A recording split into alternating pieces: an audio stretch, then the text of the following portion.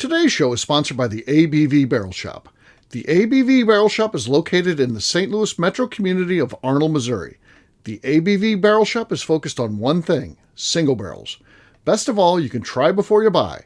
Head over to abvbarrelshop.com to sign up for their email and text distribution so you know what they have in stock, what classes are coming up, and who from the industry may be coming in to visit. The ABV Barrel Shop. It's where single barrels live. We are also sponsored by the Bar to Go. The Bar to Go offers traveling minibars that are no bigger than a small purse or toiletry bag. Best of all, they are fully customizable so you can create the perfect piece that is unique for you. If you own your own business, what a fun and unique way to promote what you do. Check them out online at thebar2go.com. That is the number 2 in the Bar to Go. If you have wholesale questions, call my friend Isabel Clark at 504-481-1297. Finally, we are sponsored by the Neely Family Distillery. NFD is a family-owned business that keeps ringing up awards in the spirits world. Head to Sparta, Kentucky to experience the family history, award-winning spirits, and meet the Neely family. Check them out online at neelyfamilydistillery.com. Now, on to the show. Let's drink!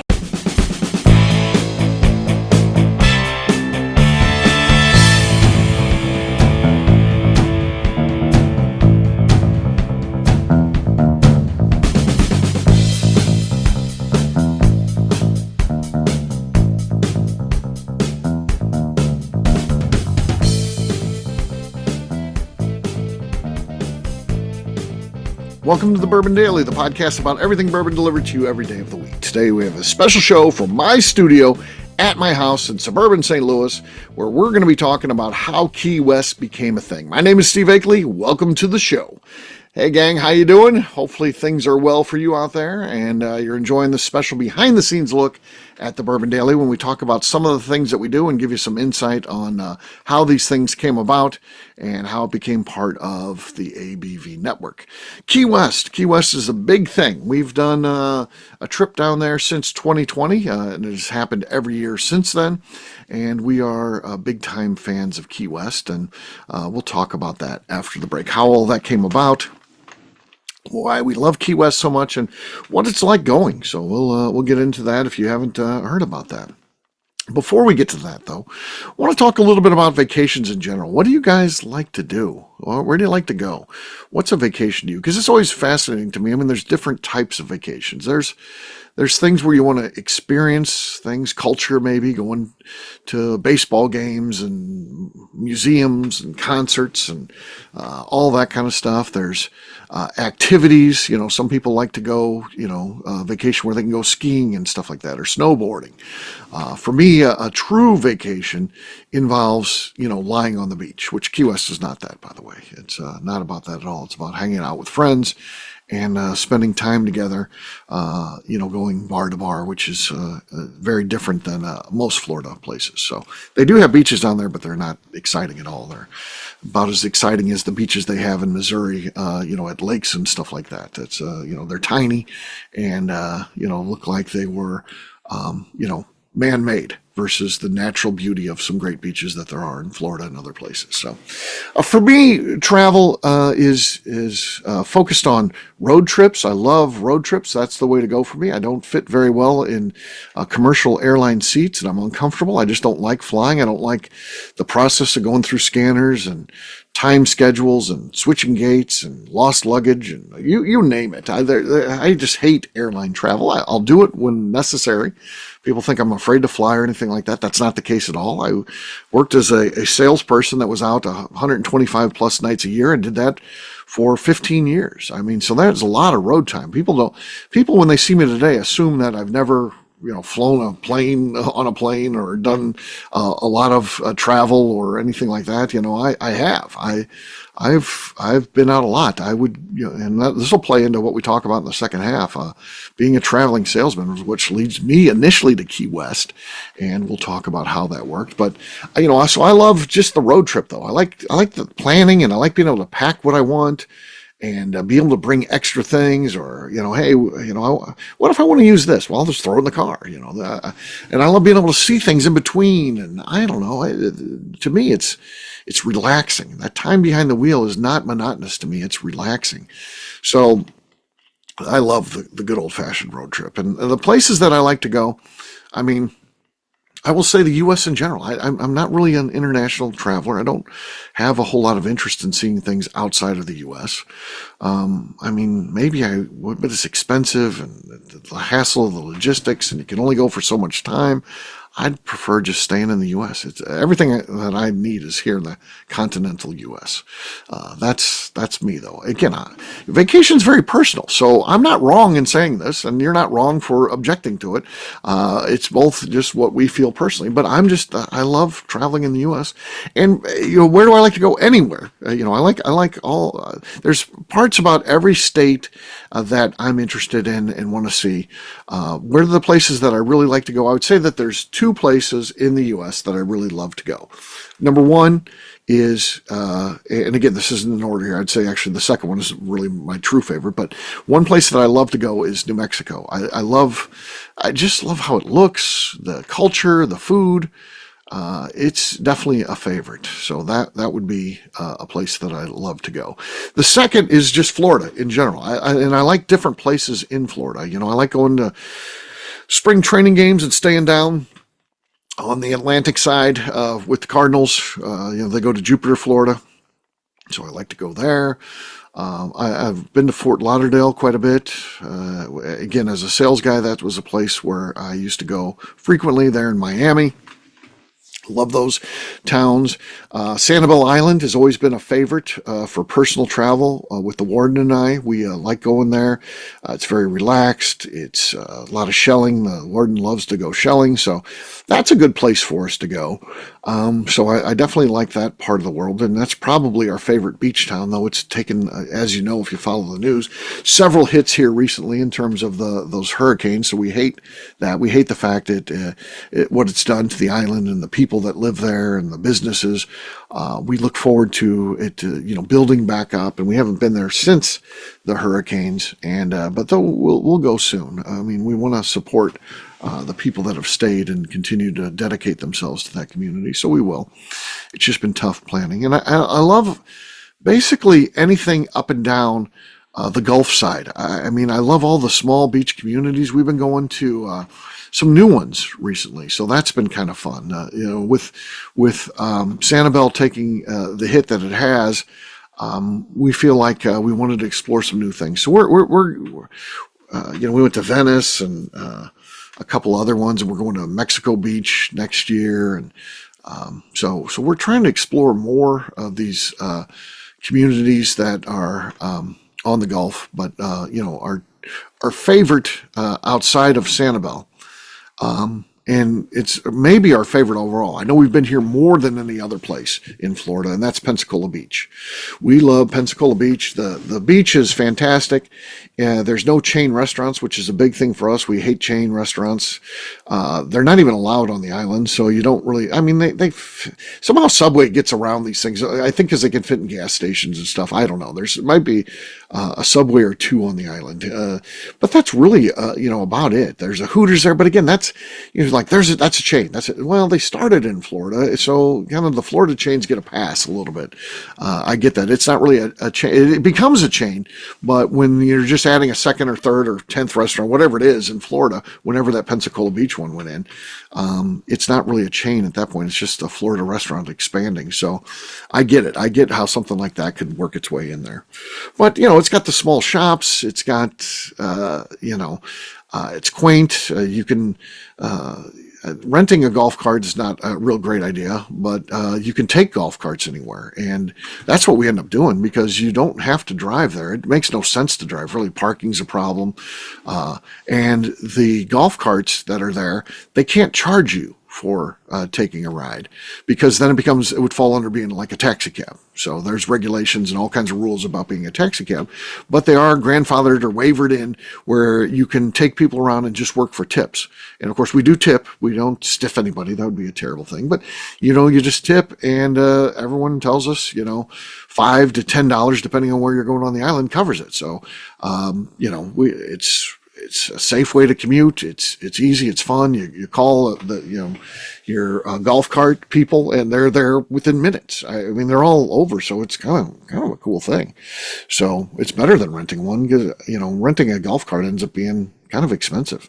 We go to places with golf carts. I like driving a golf cart around, but it ends up costing more than just, supplementing where you're willing to walk, or in some cases we'll drive to some of the places on Pensacola Beach.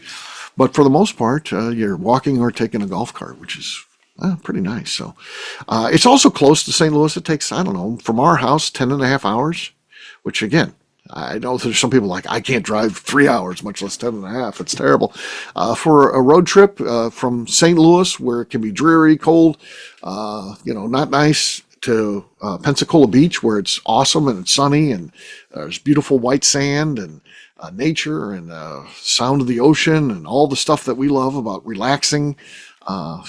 Still also lots of shells for the warden. It's cool. And so it ends up being probably our number one place to go is Pensacola Beach. So it's a hidden gem. We'll tell people to go to Pensacola Beach and nobody does. No one ever does. No. Or, they'll go to a place that's near there. We went to Destin. We took your advice. I know how you like to go. So we went to Destin. Destin's like going to Branson. It's all built up and, over Vegas or whatever you want to say, the Smoky Mountains. You go to any of those communities, it's so crowded and touristy and commercial. And, you can eat at an Olive Garden. Well, we don't want to eat at Olive Garden. So I don't need to go to Destin or Orange Beach or any of the other places around there. Pensacola Beach is it for us. That's out of all those communities that are super touristy and built up. And I think Pensacola Beach has kind of a swagger about it in terms of name. For us, it's really cool. I think for other people, they're like, that's an old place. That's where old people go or whatever, I don't know. I don't know why Pensacola Beach isn't bigger than it is. It's better than those other. We've been to the other places. It's better, but I should just even stop talking about it because it's nice being able to go and book when I want to go and it's not overly crowded. But, still, it's like this place deserves to be talked about because it's awesome, but people don't want to go. I don't know. I don't understand. Very few people I know have ever been to, nobody I know in terms of friends or anything like that has ever been to Pensacola Beach. I'll run into some people and I'll talk about, I like to go there, and there's other people that legitimately have gone there because we talked about the businesses and stuff there. But again, that's different than trying to recommend other people to go. No one goes. No one goes to Pensacola Beach. And they might get things confused if they start searching around. Pensacola is different than Pensacola Beach. There's actually another town you have to drive through, Gulf Breeze, to get to Pensacola Beach from Pensacola. It's two different things. So if you're like, I went online and Pensacola seems, I don't know, a little trashy or whatever. Well, it's not Pensacola Beach. It's a totally different thing. I get it. In people's minds, Pensacola Beach, Pensacola Beach is part of Pensacola, right? It's the beach part of it. No, it's a different town, a different island. It's a barrier island versus Pensacola Beach is on the mainland. And then you drive through Gulf Breeze on the way there. And that's a small little community, probably pretty nice. I don't know. Pensacola is fine too. I mean, there's nothing wrong with it, but it's just no better than any other, kind of near the beach towns, whereas Pensacola Beach is truly a beach town. So that's our favorite. So there you go. On that note, it's time to drink. I'm going to go in Old Fitz decanter. Let's see what we got here. This has been pretty good. I've discovered this one recently in my collection again. That's solid. That's winnable on a show. That was a good cork pop. So that obviously wins it here. So there you go. All right, we're going to take a quick break. And then when we come back, we're going to talk about Key West, how that became such a big thing for the ABV network. We'll do that in just a few.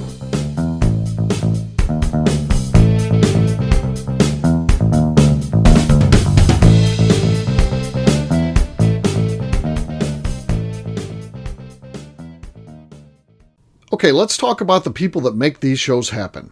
First up is the Stave and Thief Society. Via their in-person class at Moonshine University in Louisville, Kentucky, the Stave and Thief Society is the place where you, a bourbon enthusiast, can expand your knowledge and emerge an executive bourbon steward.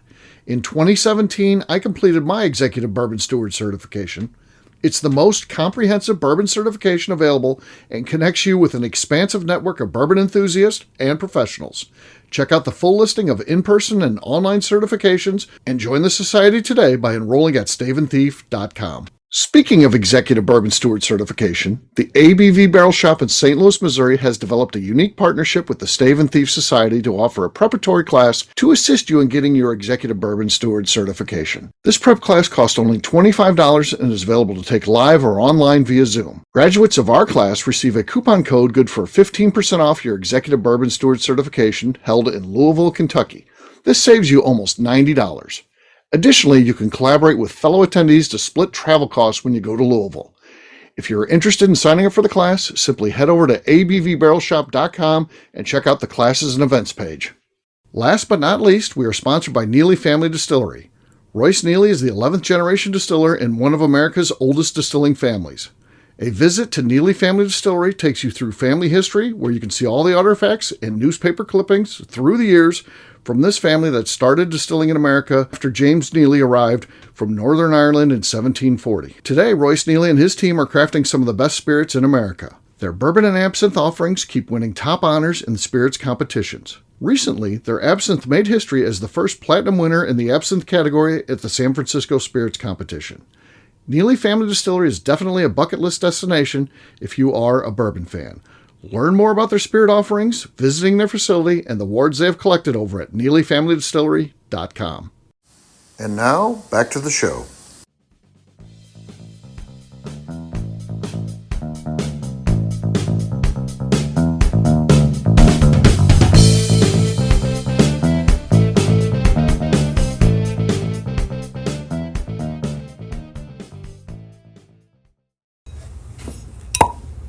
Solid cork pop. And then I threw the cork on. Solid cork drop. Yeah, terrible cork pop. Hello, this is Steve Akeley, owner of the ABV Network, and you are listening to the Bourbon Daily. I'm a big bourbon guy. All right, everybody, welcome back. It's Colonel Steve, and I'm here today talking about Key West, one of our favorite places to go in the world. We do a thing there every year, and it'll probably go on forever, I would assume, because it's not contingent on anybody attending. It's contingent on me wanting to go there, and I do want to go there, and I love going in January when it's cold in St. Louis. Many of the times we've gone there, it's been snowy and icy and things like that, and I don't know, it hits better, as they say, when you're in Key West, Florida. And I even, some people go into like it's cold, and you got to redefine cold.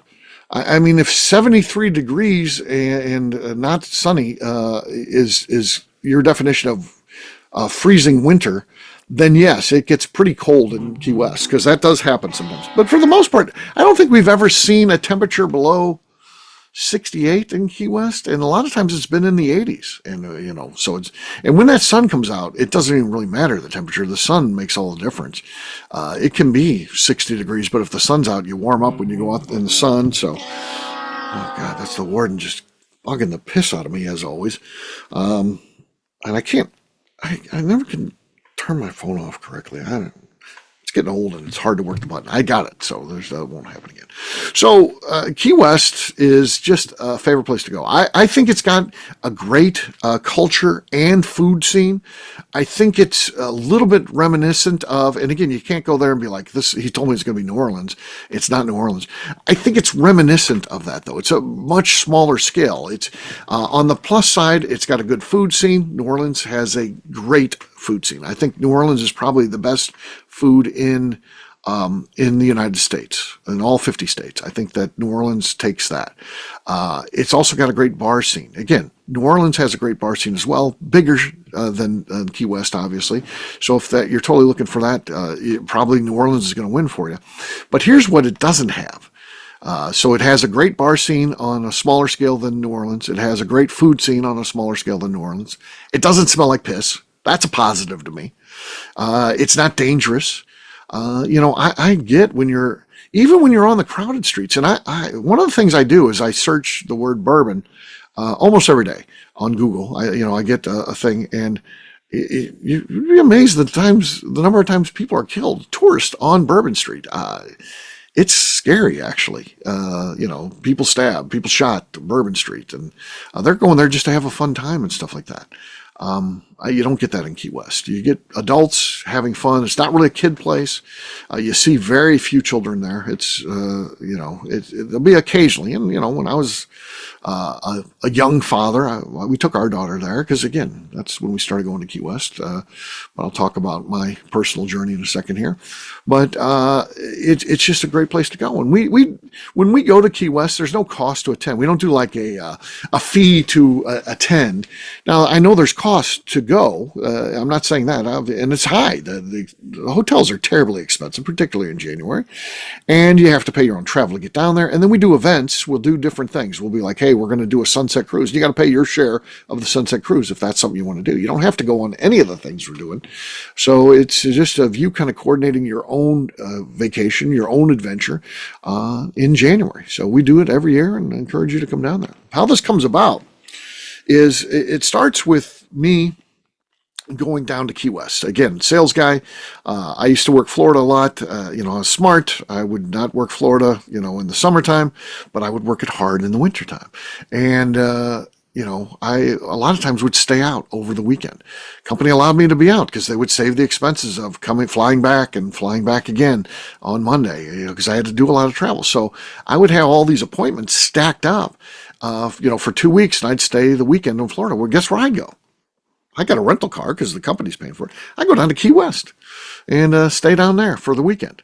So I find this place and then take the family, and then my parents went with us one time, and and then we went back several more times. So we've been to Key West a bunch, and so I just had a passion for Key West. And then Royce and I take this road trip where we go up to see Dick Stoll, and it's a road trip. So we're in the car and we're talking, and how much stuff do you have in common? You're just asking questions because we would not known each other for that long at that point. And one of the things we talked about is where you like to vacation.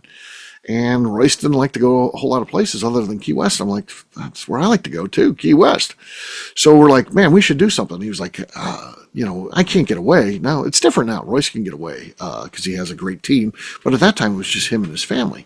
And he's like, I can't really get away other than January. It's slow in the business in January. We have the big holidays and that's over. And then it's kind of cold and nasty. I could do something in January. So we started putting this together. Royce and I came up with the idea. I do most of the work behind the scenes stuff.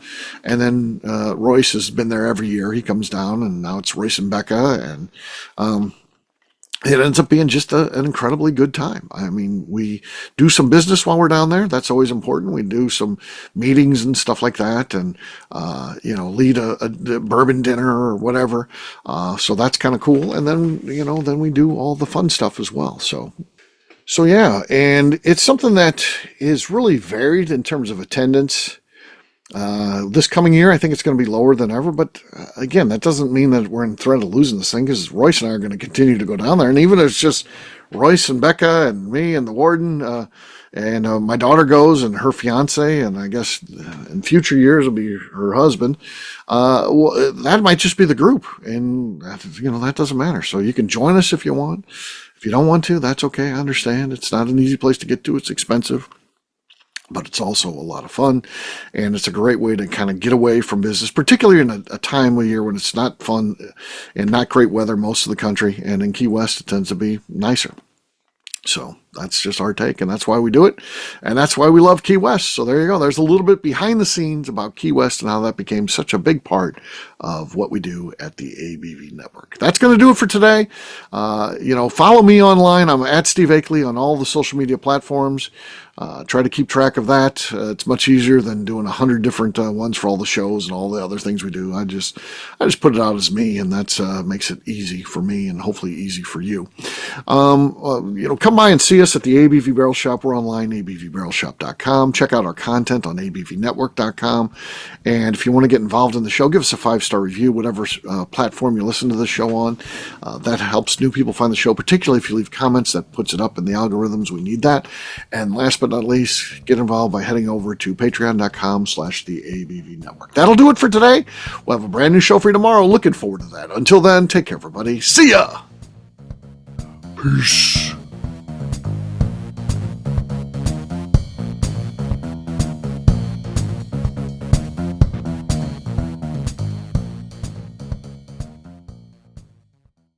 Before we let you go, let's talk about one last thing. The ABV Barrel Shop in the St. Louis community of Arnold, Missouri. The ABV Barrel Shop is focused on a couple of things. First of all, single barrels. We are the place where single barrels live. We go to distilleries, taste through the whiskey, select the best barrel, and have it shipped to our store where we present it to you, our customers, by allowing you to try before you buy. We're also known for the classes that we have in our education center in the store, as well as the events we have with industry professionals from the bourbon business. If you're in the St. Louis area, please come by and visit us at 6 Fox Valley Center in Arnold, Missouri. Or at a minimum, at least sign up for our email and text distribution so you know exactly what's going on in our shop over at abvbarrelshop.com. This is Steve Akeley, owner of the ABV Network, signing off. We thank you for listening to our programming and truly appreciate your support. The Bourbon Daily is part of the ABV Network. For more information or to become a sponsor, please visit abvnetwork.com. Thanks for listening and cheers. This has been a Steve Akeley production.